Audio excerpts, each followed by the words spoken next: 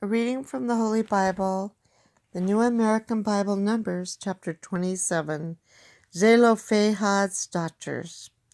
Zelophehad, son of Hepher, son of Gilead, son of Machir, son of Manasseh, son of Joseph, had daughters named Mahlah, Noah, Hoglah, Milcah, and Tirzah. They came forward, and standing in the presence of Moshe, the priest Eleazar, the princes, and the whole community at the entrance of the meeting tent said, "Our father died in the desert. Although he did not join those who banded together against the Lord in Korah's band, he died for his own sin without leaving any sons. But why should our father's name be withdrawn from his clan merely because he had no son? Let us therefore have property among our father's kinsmen."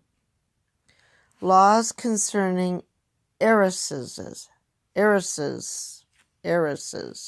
When Moshe laid their case before the Lord said to him, The plea of Zelophehad's daughters is just. You shall give them hereditary property among their father's kinsmen, letting their father's heritage pass on to them. Therefore tell the Israelites, if a man dies without leaving a son, you shall let his heritage pass on to his daughter. If he has no daughter, you shall give his heritage to his brothers. If he has no brothers, you shall give his heritage to his father's brothers. If his father has no brothers, you shall give his heritage to his nearest relative in his clan, who shall then take possession of it. This is the legal norm for the Israelites, as the Lord commanded Moshe. Yoshua to succeed Moshe. The Lord said to Moshe, Go up here into the Abiram mountains and view the land that I am giving to the Israelites. When you have viewed it, you too shall be taken to your people, as was your brother Aaron, because in the rebellion of the community in the desert of Zin, you both rebelled against my order, to manifest my sanctity to them by means of the watcher. This is the watcher of Meribah of Kadesh in the desert of Zin.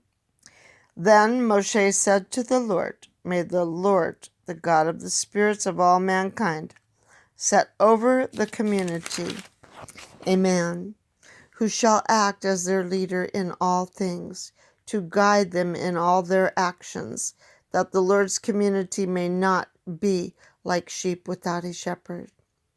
And the Lord replied to Moshe, Take Joshua, son of Nun, a man of spirit, and lay your hand upon him. Have him stand in the presence of the priest Eleazar and of the whole community, and commission him before their eyes. Invest him with some of your own dignity, that the whole Israelite community may obey him. He shall present himself to the priest Eleazar to have him seek out for him the decisions of the Urim in the Lord's presence. And as he directs Joshua, all the Israelites with him and the community as a whole shall perform all their actions. Moshe did as the Lord had commanded him, taking Joshua and having him stand in the presence of the priest Eleazar in the whole community. He laid his hands on him and gave him his commission, as the Lord had directed through Moshe. Notes pertaining to chapter 27, verse 3, he did not join against the Lord. Had he done so, he and his heirs could have rightly been deprived of the privilege of receiving a portion of the promised land. And chapter 27, verse 5 through 11, the purpose of this law, as also that of the related laws in Numbers 36, 2 through 10, heiresses to marry within the same tribe, Deuteronomy 25, 5 through 10, levirate marriage, and Leviticus 25:10, return of property in the Jubilee year, was to keep the landed property within the proper domain of each tribe. 27:12, the Abarim Mountains, the range on the eastern side of the Dead Sea. And 27:16, the God of the spirits of all mankind. The sense is either that God knows the character and abilities of all men, and therefore knows best whom to appoint, Acts 1:24, or more probably, that God is master of life and death, and therefore can call Moshe from this world whenever he wishes. The same phrase is in Numbers 16:22, where spirit evidently means the life principle.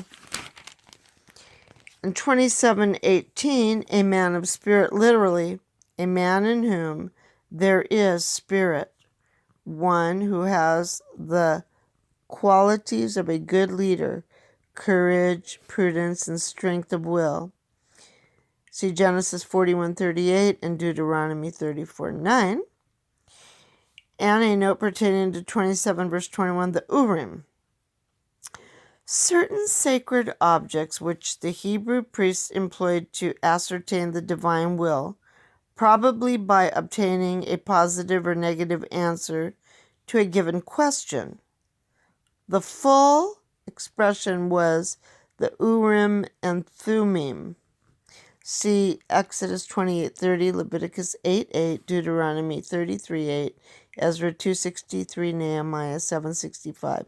Yeshua was ordinarily not to receive direct revelations from God as Moshe had received them.